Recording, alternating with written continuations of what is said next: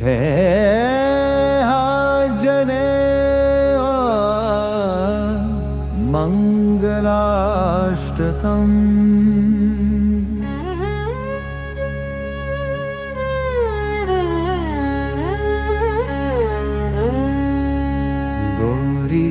भवायुवरा अंजनिकेसरसुताय च अग्निपञ्चकजाताय आञ्जनेयाय मङ्गलम्।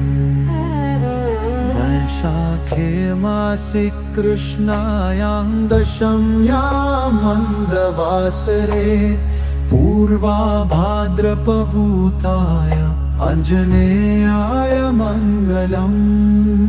पञ्चाननाय भीमाय कालनेमिहराय च कौन्डिन्यगोत्रजाताय आञ्जनेयाय मङ्गलम्। सुवचलाकलप्राय चतुर्भुजधराय च पुष्करारूढाय वीराय आञ्जनेयाय मङ्गलम्। दिव्यमङ्गलतिहाय पीताम्बरधराय च कङ्कप्रौञ्चनवर्णाय आञ्जनेयाय मङ्गलम्। करुणारसपूराय फलापूपकीयाय च माणिक्यहारतङ्काय आञ्जनेयाय मङ्गलम्। भक्तरक्षणशीलाय जानकीशोकहारिणे सृष्टिकारणभूताय आञ्जनेयाय मङ्गलम्। रम्लावनविहाराय गन्धमादनवासिने सर्वलोकैकनाथाय आञ्जनेयाय मङ्गलम्।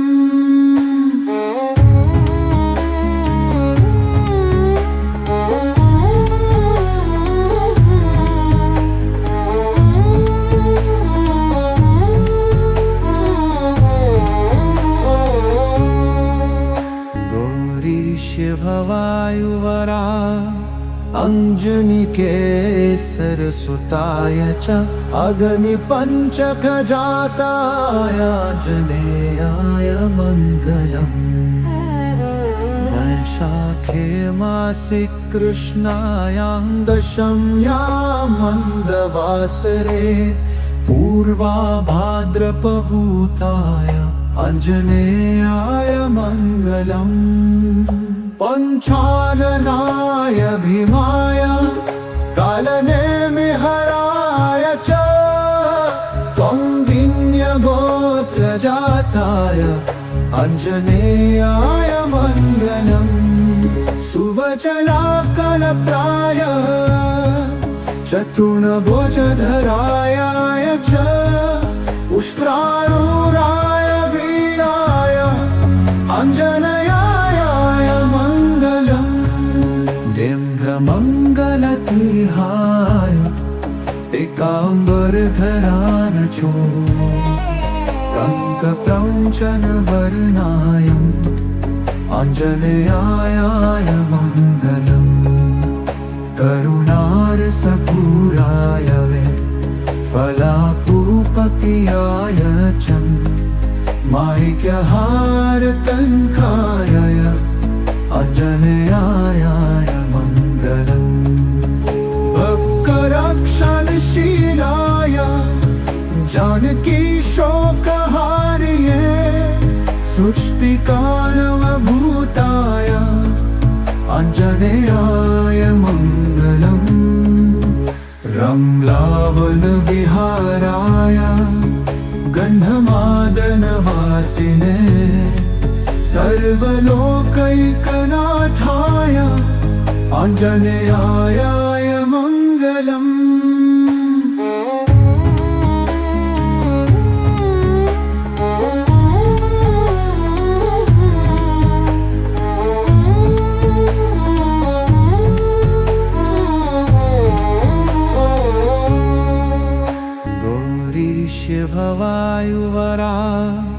अञ्जनिकेसरसुताय च अग्निपञ्चकजाताय आञ्जनेयाय मङ्गलम् वैशाखे मासि कृष्णायां दशम्यां मन्दवासरे पूर्वाभाद्रपभूताय आञ्जनेयाय मङ्गलम् पञ्चाननाय भीमाय कालनेमिहराय च त्वं विन्यगोत्रजाताय आञ्जनेयाय मङ्गलम् सुवचलाकलप्राय चतुर्भुजधराय च उष्ट्रारूढाय वीराय आञ्जनेयाय मङ्गलम् दिव्यमङ्गलतिहाय एकाम्बरधराय च कङ्कप्रौञ्चनवर्णाय आञ्जनेयाय मङ्गलम् करुणारसपूराय फलापूपकीयाय च माणिक्यहारतङ्काय आञ्जनेयाय मङ्गलम् भक्तरक्षणशीलाय जानकीशोकहारिणे सृष्टिकारणभूताय आञ्जनेयाय मङ्गलम्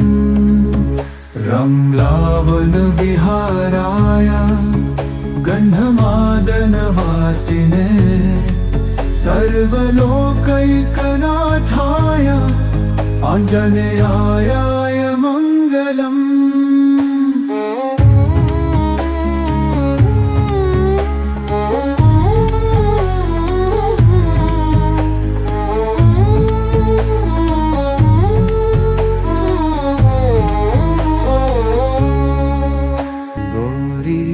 भवायुवरा अञ्जनिकेसरसुताय च अग्निपञ्चकजाताय आञ्जनेयाय मङ्गलम् वैशाखे मासि कृष्णायां दशम्यां मन्दवासरे पूर्वाभाद्रपभूताय आञ्जनेयाय मङ्गलम् पञ्चाननाय भीमाय कालनेमिहराय च त्वं विन्यगोत्रजाताय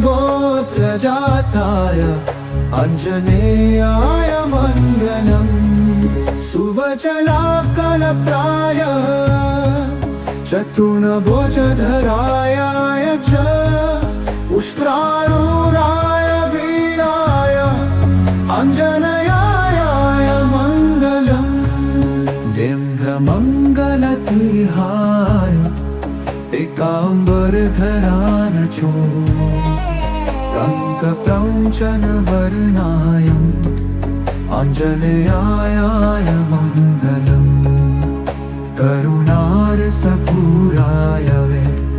फलापूपकीयाय च माणिक्यहारतङ्काय आञ्जनेयाय मङ्गलम् भक्तरक्षणशीलाय जानकीशोकहारिणे सृष्टिकारणभूताय आञ्जनेयाय मङ्गलम् रम्लावनविहाराय गन्धमादनवासिने सर्वलोकैकनाथाय आञ्जनेयाय मङ्गलम्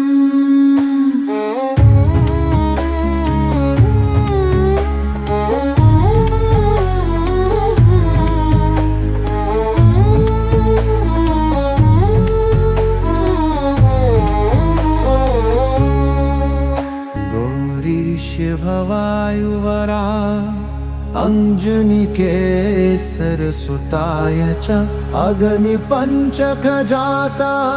आञ्जनेयाय मङ्गलम् वैशाखे मासि कृष्णायां दशम्यां मन्दवासरे पूर्वा भाद्रपभूताय आञ्जनेयाय मङ्गलम् पञ्चाननाय भीमाय कालनेमिहराय च त्वं विन्यगोत्रजाताय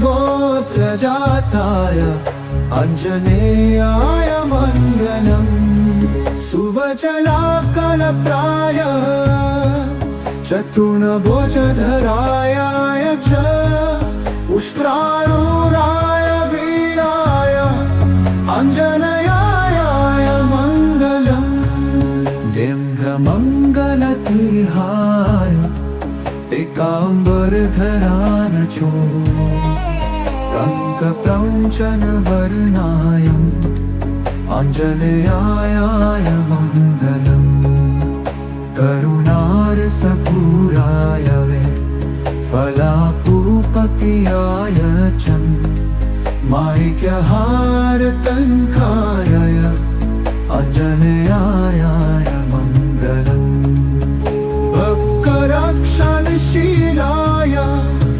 जानकी शोकहारिये सृष्टिकारणभूताय आञ्जनेयाय मङ्गलम् रम्लावनविहाराय गन्धमादनवासिने सर्वलोकैकनाथाय आञ्जनेयाय मङ्गलम्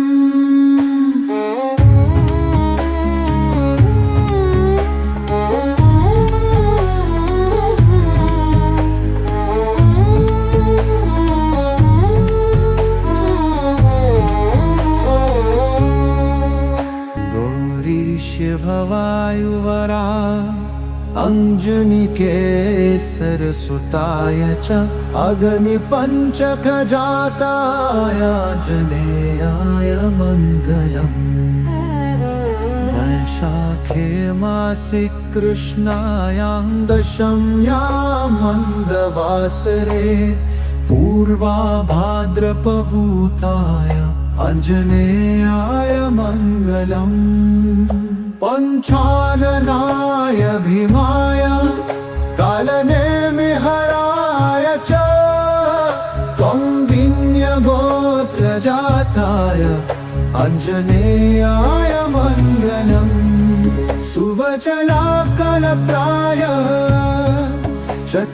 चतुर्भुजधराय च उष्ट्रारूढाय वीराय आञ्जनेयाय मङ्गलम् दिव्यमङ्गलतिहाय टीकाम्बरधराय च कङ्कप्रौञ्चनवर्णाय आञ्जनेयाय मङ्गलम् करुणारसपूराय फलापूपकीयाय च माणिक्यहारतङ्काय आञ्जनेयाय मङ्गलम् भक्तरक्षणशीलाय जानकी शोकहारिये सृष्टिकारणभूताय आञ्जनेयाय मङ्गलम् रम्लावनविहाराय गन्धमादनवासिने सर्वलोकैकनाथाय आञ्जनेयाय मङ्गलम्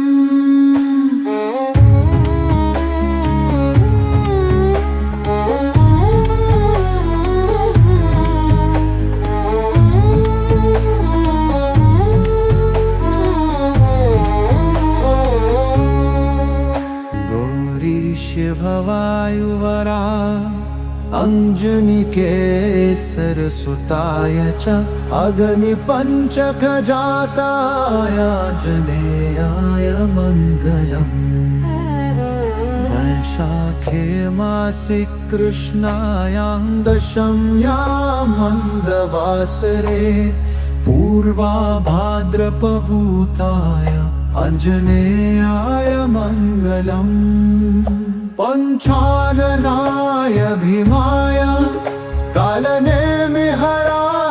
च त्वं विन्यगोत्रजाताय आञ्जनेयाय मङ्गलम् सुवचलाकलप्राय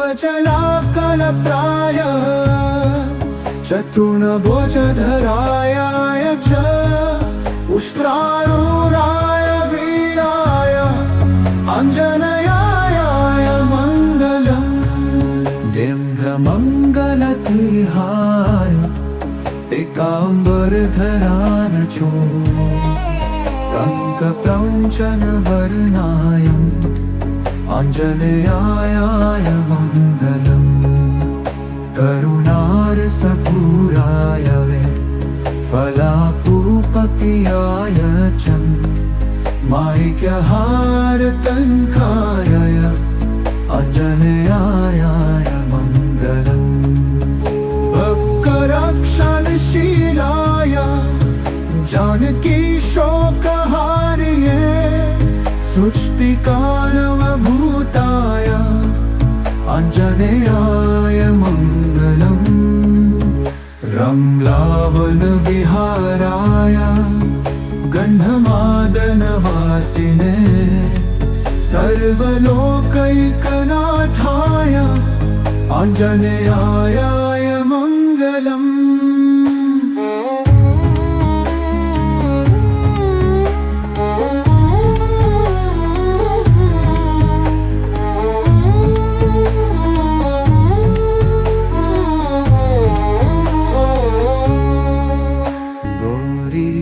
भवायुवरा अञ्जनिकेसरसुताय च अग्निपञ्चकजाताय आञ्जनेयाय मङ्गलम् वैशाखे मासि कृष्णायां दशम्यां मन्दवासरे पूर्वाभाद्रपभूताय आञ्जनेयाय मङ्गलम् पञ्चाननाय भीमाय कालनेमिहराय च त्वं विन्यगोत्रजाताय आञ्जनेयाय मङ्गलम् सुवचलाकलप्राय चतुर्भुजधराय च उष्ट्रारूढाय वीराय आञ्जनेयाय मङ्गलम् दिव्यमङ्गलतिहाय एकाम्बरधराय च कङ्कप्रौञ्चनवर्णाय आञ्जनेयाय मङ्गलम् करुणारसपूराय फलापूपकीयाय च माणिक्यहारतङ्काय आञ्जनेयाय मङ्गलम् भक्तरक्षणशीलाय जानकीशोकहारिणे सृष्टिकारणभूताय आञ्जनेयाय मङ्गलम् रम्लावनविहाराय गन्धमादनवासिने सर्वलोकैकनाथाय आञ्जनेयाय मङ्गलम्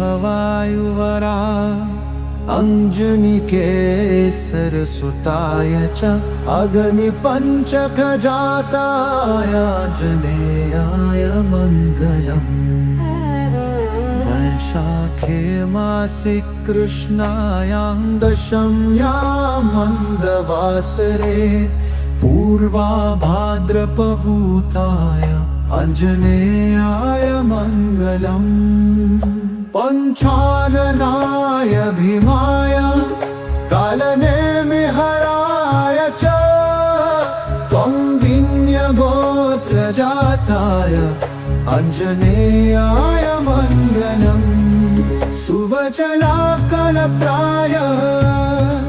चतुर्भुजधराय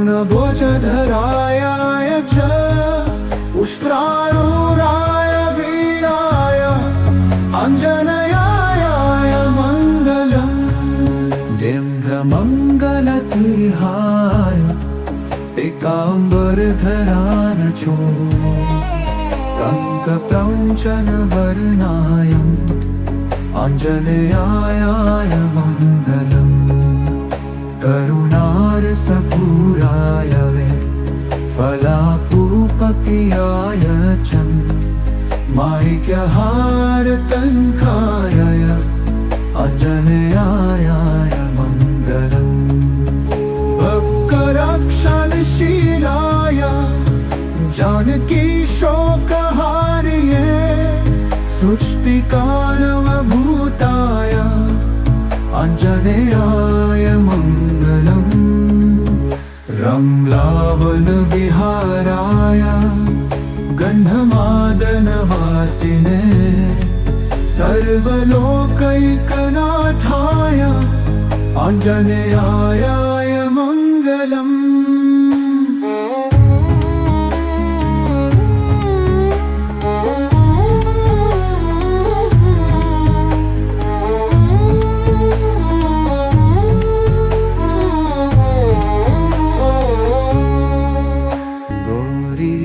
भवायुवरा अञ्जनिकेसरसुताय च अग्निपञ्चकजाताय आञ्जनेयाय मङ्गलम् वैशाखे मासि कृष्णायां दशम्यां मन्दवासरे पूर्वाभाद्रपभूताय आञ्जनेयाय मङ्गलम् पञ्चाननाय भीमाय कालनेमिहराय च कौन्डिन्यगोत्रजाताय आञ्जनेयाय मङ्गलम् सुवचलाकलप्राय चतुर्भुजधराय च उष्ट्रारूढाय वीराय आञ्जनेयाय मङ्गलम् दिव्यमङ्गलतिहाय पीताम्बरधराय च कङ्कप्रौञ्चनवर्णाय आञ्जनेयाय मङ्गलम् करुणारसपूराय फलापूपप्रियाय च माणिक्यहारतङ्काय आञ्जनेयाय मङ्गलम् भक्तरक्षणशीलाय जानकी शोकहारिणे सुष्टिकानवभूताय आञ्जनेयाय मङ्गलम् रम्लावनविहाराय गन्धमादनवासिने सर्वलोकैकनाथाय आञ्जनेयाय मङ्गलम्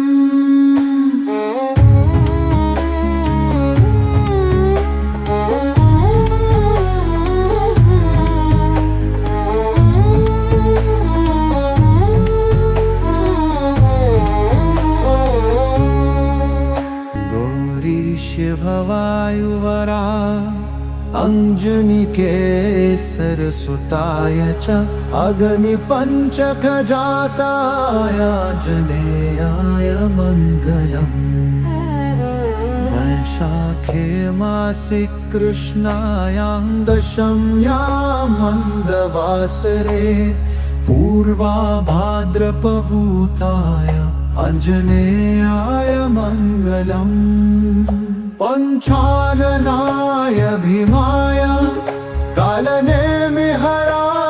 च कौन्डिन्यगोत्रजाताय आञ्जनेयाय मङ्गलम् सुवचलाकलप्राय